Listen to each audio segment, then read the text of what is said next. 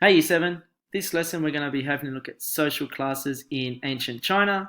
You might remember we did something similar to this in our last topic.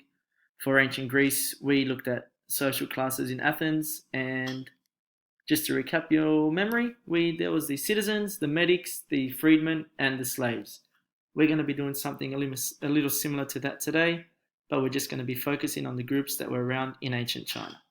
Thought I'd start off by giving you guys a quick recap of what social class was. It was the division of a society based on social and economic status. Soon you're going to find out that in ancient China, your class depended on what you did for work rather than where you came from. So if we can pull out this worksheet that's got social classes and ancient time China as the heading, we'll read through it together, and we'll also be able to highlight a few of the main points that I've already got over here. So, society in ancient China was separated into four groups listed in order of prestige. There was the scholars, the farmers, the craftsmen, and the merchants. All four groups played a specific role and contributed equally to making ancient China the great power it was. This is what made ancient China so beautiful, in that honor and hard work were placed above wealth. So it didn't matter how rich you were, if you worked hard and had some honor, you got a lot of respect in ancient China. Unfortunately, this wasn't the case in many other parts of the world. As a result of this, you'll see that some of the wealthiest people may not have been the most honored or respected. This was a very simple but effective way for the Chinese to organize their society. The emperor and his family were placed on the highest level of the ancient Chinese social pyramid. These people were the most respected, owned the largest amount of land, and ruled the people in the entire kingdom.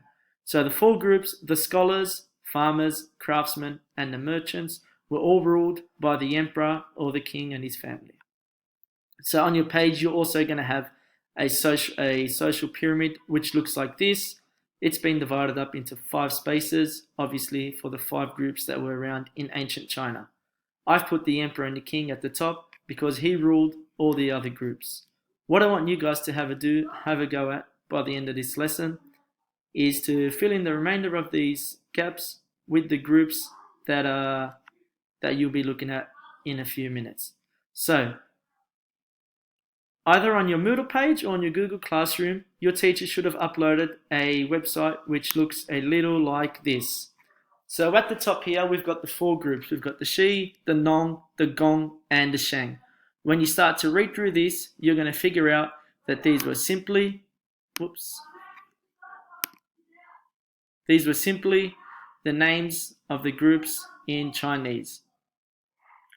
Along with that, on the back of your worksheet, you're also going to have a table which looks a little like this. It's got questions at the top. Who made up this class? What was the role of this group? And why was this group important to ancient Chinese society? You're going to have to answer these questions based on these groups from the information you'll get from this worksheet. It's very simple. You click on the hyperlink at the top of the website and it's going to get you to each group. It may take a little long to load. That's okay. Bear with it and give it some time. So once you've had to read through that website and each of the different groups, you should be able to fill out the table, and your social pyramid should also look a little something like this with each of the four groups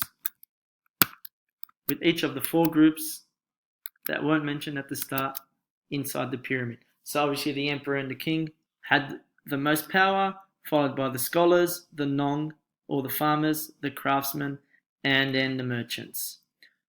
By now you should also have your table filled out. Once you've done that, there should be a question which is either on your Moodle page or Google Classroom that your teacher uploaded. Have a go at doing that. If not, you might need to do it for learning prep. See your teacher about that. Thanks, guys.